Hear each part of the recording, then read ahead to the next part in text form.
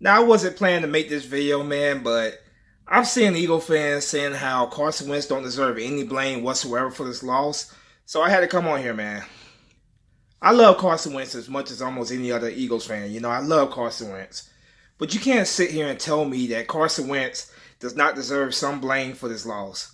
You cannot sit here and tell me he does not deserve some blame for this loss. Yeah, the defense got all cocky. They were all dancing and celebrating, getting all cocky before the game was over. You know, before the fourth quarter, they were getting all excited, cocky, and arrogant.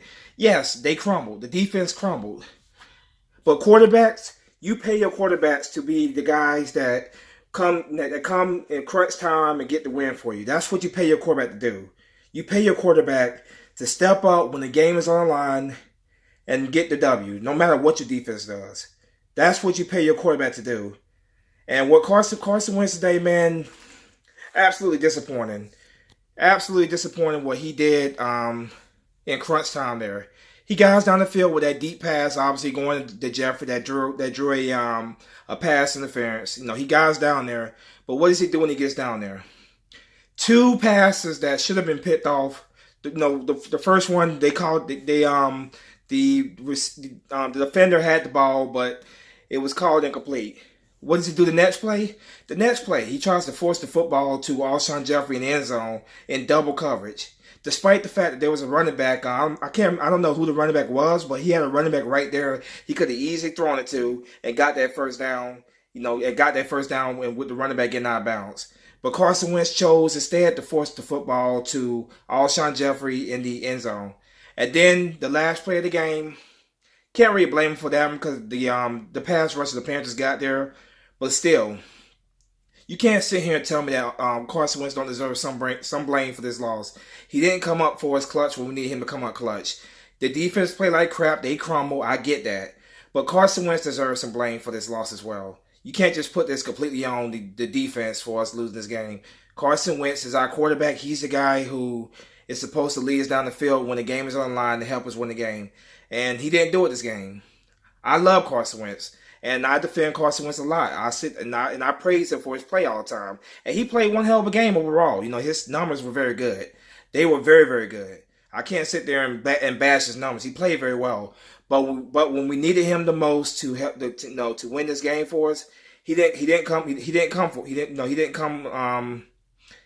through for us, man. He did not come through for us when we needed him the most. So stop sitting here saying how Carson Wentz don't deserve any blame for this loss because that's a load of BS. Carson Wentz deserves blame for the way he played when we needed him the most to help win this game. He deserves blame for his play in that final drive of the game.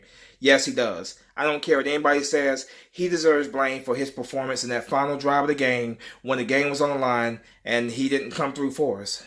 He got us down there, but he made very, very terrible decisions, very ill-advised throws that should have been picked off. Just being honest, they should have been picked off.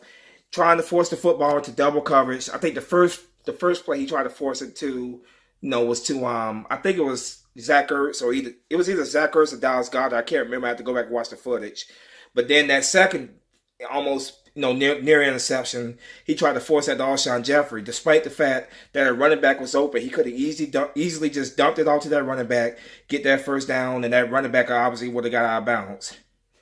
But just a very, very, two very, very horrible, ill-advised passes that both they should have been picked off. Those passes should have been picked off, and that should have ended the game. So I love Carson, and I'm always gonna love Carson. But let's not sit here and make excuses for Carson. He played, he made bad decisions where we needed him the most to step up. So just be honest with yourself, Eagle fans. He deserves some blame for this loss as well. Defense choked, but Carson Wentz deserves some blame for his performance in that final drive that could have won the game for us. So just be honest. That's all I want to come on here to say, man. I kept seeing comments, and I kept seeing Eagle fans make other videos saying how Carson don't deserve no blame for this loss, and I just had to come on here and say something about that because I thought that was complete BS.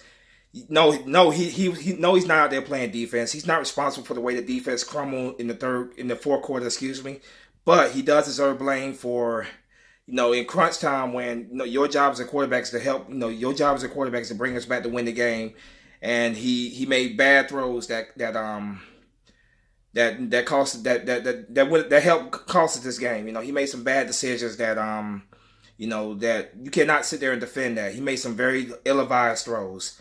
So I just had to come in here and say that, man. I'm not sitting here blaming Carson Wentz for us lose this game altogether, but his play in that final drive is a bit, that he deserves blame for the way he played in that final drive. That's all I gotta say. I'm out.